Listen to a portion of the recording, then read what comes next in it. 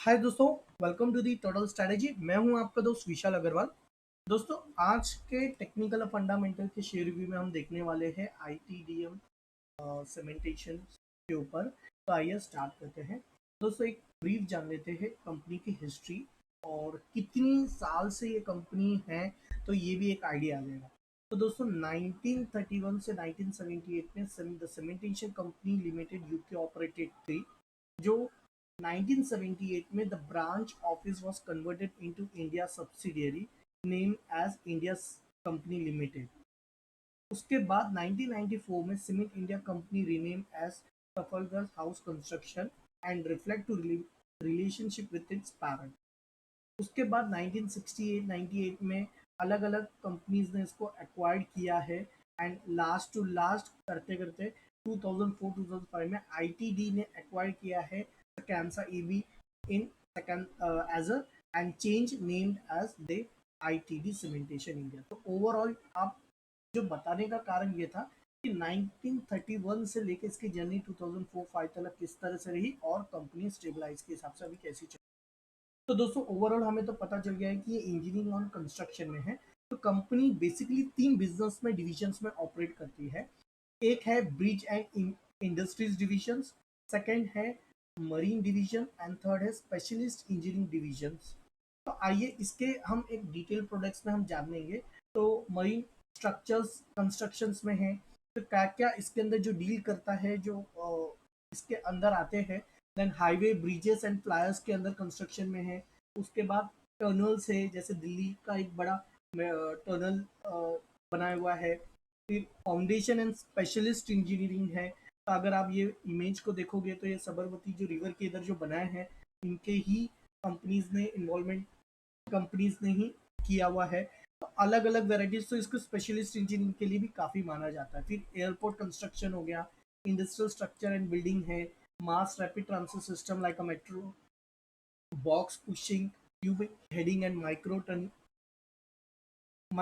Tunnelling, then water and waste water.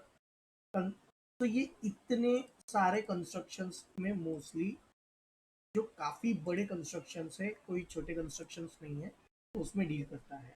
तो दोस्तों, अगर हमने तो ओवरऑल देख लिया है कि कंपनी का स्ट्रक्चर, उसके कंपनी के क्या क्या कंस्ट्रक्शंस में करता है, तो हम एक अभी मार्केट कैपिटल के हिसाब से देखेंगे। तो ओवरऑल मार्केट कैपिटल है 1500 करोड़ के आसपास, 1500 करोड़। एंटरप्राइजेस वैल्यू है 1731 करोड़। इसका पीई है 29, पीबी है 1.3। देन इसकी जो डेप्थ है वो है 367.51 करोड़। प्रोमोटर्स होल्डिंग है 46.64। Then sales growth is 3%, profit growth is -63.8। तो लास्ट प्राइस जो थी, इसका जो हाई था 90.60 और लो था 87.40। 52 वीक हाई है 97 और 52 वीक लो है 48। तो ऑलमोस्ट करीबन करीबन 7%, 7 to 8% दूरी है और 52 वीक हाई के लिए। अगर हम बात करें कंपनी की स्टेबिलिटी ओनरशिप की, तो काफ़ी स्टेबल है, वैल्यूएशन के हिसाब से एक्सपेंसिव है, एफिशिएंसी पुअर है, इसके फाइनेंशियल्स भी वीक है। लेकिन अगर हम शेयर होल्डिंग पैटर्न्स की बात करें तो 0% इसके प्लेज है, प्रोमोटर्स होल्डिंग 46% है, पब्लिक होल्डिंग 21 है, डी आई आई इसमें 19.6% है, एफ आई आई इसमें इन्वॉल्वमेंट इसकी 10.67%। शेयर होल्डिंग के इसमें देखेंगे जाएंगे तो डीआई जो है म्यूचुअल फंड्स में, इसमें जो करेंटली मार्च का बेस के हिसाब से है, तो लास्ट के हिसाब से हम देखेंगे तो इसमें 25.38% की इसके अंदर इन्वॉल्वमेंट रही। देन आई जुलाई 5 जुलाई के आसपास अगर हम जब देखेंगे तो आईटीडी सीमेंटेशन इंडिया को 2 ऑर्डर्स मिले हैं जो वर्थ ऑफ 585 करोड़ के हैं। उसके बाद अगर हम जब डिलीवरी स्ट्रक्चर्स के बारे में अगर हम जानेंगे इसके अंदर, तो आप देखोगे कि नवंबर दिसंबर इसमें एक सब स्ट्रक्चर में ये है कि जो भी ट्रेडेड क्वांटिटी हुई है ऑलमोस्ट 50-60%, 40 to 60% के रेंज में इसमें डिलीवरी होल्डेड हुई है। कि सडनली अगर हम देखेंगे दिसंबर मंथ से इसमें साइमल्टेनियसली एक नया एड ऑन्स हुए हैं जो काफ़ी हुए हैं। करीबन करीबन ये लगभग आसपास 3 करोड़ के हिसाब से हुए हैं। और अभी अक्टूबर के मंथ में जो स्टार्ट मंथ हुआ है, उसी के अंदर अगर हम देखेंगे तो जो अभी लगभग 10 ही दिन हुए हैं, उसके अंदर ही ट्रेडेड क्वांटिटी जो हुए है 1.5 करोड़, लगभग 1.5 करोड़ के आसपास, जिसमें से 46% डिलीवरी क्वांटिटी हुई है।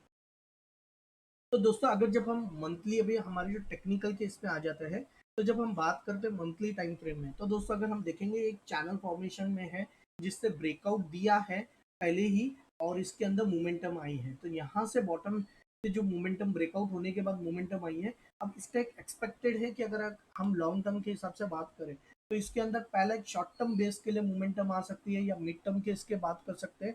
तो ये 135 इसका पहला रेजिस्टेंस जोन आता है। जैसे ही ये 135 140 के ऊपर रेजिस्ट करना शुरू करेगा, तो उसके बाद इसका नेक्स्ट रेजिस्टेंस जोन आएगा, वो है 219 के आसपास। यही चीज जब हम वीकली बेसिस पे करते हैं तो देखेंगे ये अगेन चैनल फॉर्मेशन के इसके अंदर ही मोमेंटम आ रही है।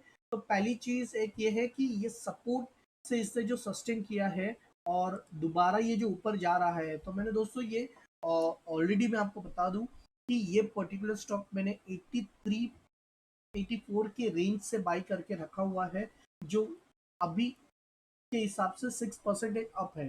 तो इसके अंदर एक ये है, तो इसके अंदर जैसे ही ये इसके नीचे सस्टेन होना शुरू करेगा तो ये इनवैलिड पैटर्न हो जाएगा। तो दोस्तों इसके अंदर एक और एक उम्मीद नजर आ रही है, तो ऑलमोस्ट इसके अंदर जैसे ही ये ब्रेकआउट होगा तो हमें 135 की रेशियो में एक अच्छा ग्रोथ नजर आएगा कि जैसे ही ये चैनल फॉर्मेशन को ब्रेकआउट देके सस्टेन करना शुरू करेगा, तब हमें 135 नजर आएगा इसका। यही चीज हम डेली टाइम फ्रेम में देखें तो मैं आपको बताना चाहूंगा कि मैंने क्यों बाय किया था। तो बाय करने का कारण ये था कि इसका ब्रेकआउट हुआ है, ब्रेकआउट होने के बाद मैंने 83 84 पे बाय किया है, जो सस्टेन कर रहा है। हो सकता है ये दोबारा नीचे आए। तो दोस्तों अगर कोई इनिशिएटिव करना चाह रहा है, तो पहले तो जो इनिशिएटिव करना चाह रहा है तो एक फाइनेंशियल एडवाइजर से जरूर सलाह ले लीजिएगा। यहाँ पे अगर एड ऑन करना है तो कोई भी इन्वेस्टमेंट है एक एक्स इन्वेस्टमेंट है, जैसे मान के चलिए अगर आप 10 रुपया ऐड कर रहे हो, तो 10 रुपए में से एट प्रेजेंट में 5 रुपया ही ऐड कीजिए। उसके बाद जब ये और नीचे आएगा तब रिमेनिंग 5 रुपया आप ऐड कर सकते हैं। तो इस तरह से हमेशा पोर्टफोलियो के हिसाब से जब हम भी कोई इन्वेस्ट करते हैं तो सडनली डायरेक्ट जंप नहीं लेना चाहिए पूरे इसके लिए। अगर ऑलरेडी ये रेंज है तो जैसे ही ये नीचे आएगा तब आप सोचिएगा, अनलेस एंड अनटिल मैंने तो करंट पोजीशन पे लेके रखा हुआ हूँ। और जब तक अभी एट प्रेजेंट है, अगर मुझे लग रहा है इसके अंदर जो है इजीली 100 मोमेंटम इसके अंदर आनी चाहिए, 100 एटलीस्ट। तो यहाँ पे मैं एक देखूंगा प्रॉफिट बुकिंग के लिए, या माइनर प्रॉफिट बुकिंग, या स्टॉप लॉस को मैं रिवाइज करूंगा। दोस्तों कोई भी स्टॉक जो भी मोमेंटम आती है तो हमेशा एक बात ध्यान में रखिएगा कि स्टॉप लॉस को रिवाइज करके जरूर रखिएगा। मोस्टली ये शॉर्ट टर्म मिड टर्म के लिए काफी अच्छा होता है। एंड मैं आपको बता दूं दोस्तों, short term mid term basically मैं क्यों ज़्यादा इन्वॉल्वमेंट होता हूँ, क्योंकि उसके अंदर मुझे वापस से अपॉर्चुनिटी मिल सकती है। फॉर एग्जांपल मान के चलिए ये पैटर्न ऊपर जाता है, 100 में सस्टेन कर रहा है, दोबारा अगर अगेन 90 या 80 पे आता है तो मुझे दोबारा अपॉर्चुनिटी मिलती है उसके अंदर एड ऑन करने की। तो जब तक इसमें लॉन्ग टर्म कैसा है, ये भी प्री बेसिस है। तो जब तक ये 135, अभी जैसे एक जो मोमेंटम बॉटम से थी वो तो हो चुकी है, अब जब तक ये 135 के ऊपर सस्टेन नहीं करेगा तब तक इसकी एक क्लियर पिक्चर नजर नहीं आएगी जब आगे वो आए।